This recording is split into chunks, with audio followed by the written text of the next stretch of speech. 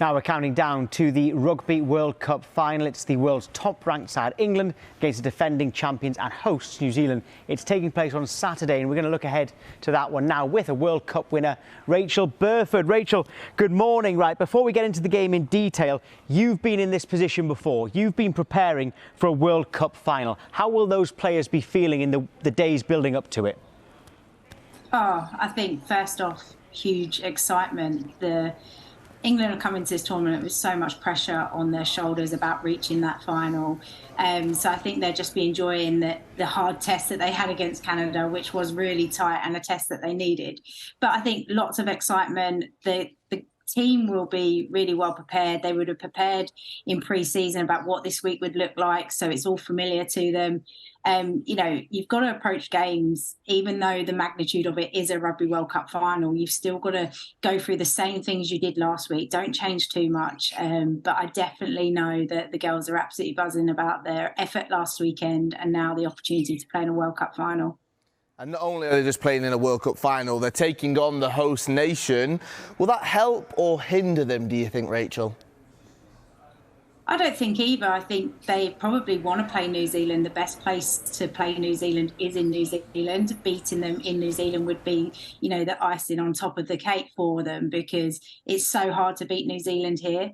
But what a wonderful opportunity. There was another 8,000 tickets sold on the back of Black Ferns beating France at the weekend. So it's now full sold out capacity. So for those players to get that opportunity to play against the home side on their home soil, they'll be relishing at it. You're right that it was actually a tougher test against Canada than a lot of people expected. I'm sure the players knew it was going to be difficult, but could that help them going into this one, that they've had that really tough test on the way, both physically and mentally? I think it was the best thing to set them up for the final this weekend. England haven't had to defend much throughout this tournament because they've been that dominating with possession. But in this game, Canada dominated the possession, dominated the territory, and England came out on top on multiple occasions. So I think, if anything, it's going to have helped their defensive effort. It's going to give them confidence that they can play out of those really challenging situations where the ball's in play for really long periods of time and they managed to weather the storm and score that unbelievable full pitch try. I think it's set them up really, really well. What they wouldn't have wanted is as an easy game or a simple game where everything goes their way. They were tested, challenged, and they really showed their resilience in that game, and that will be needed this weekend. Rachael, do you expect to see anything different from England as they take on New Zealand?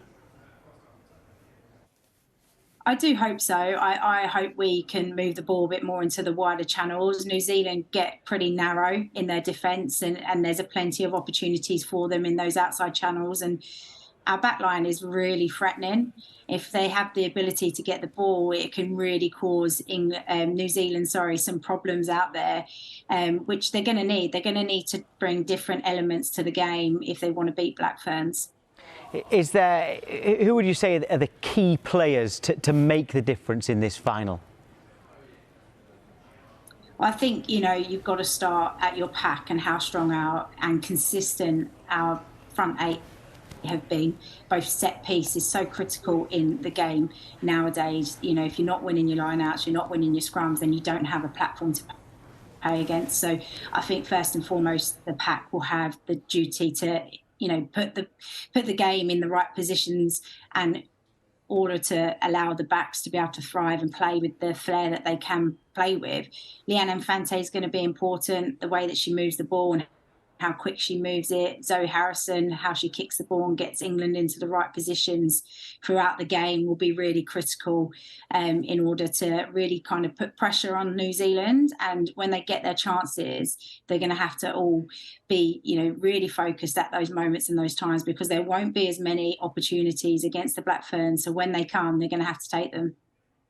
Well, I'm looking forward to seeing what happens. Hopefully England can beat New Zealand. Rachael, thank you so much. Fingers crossed.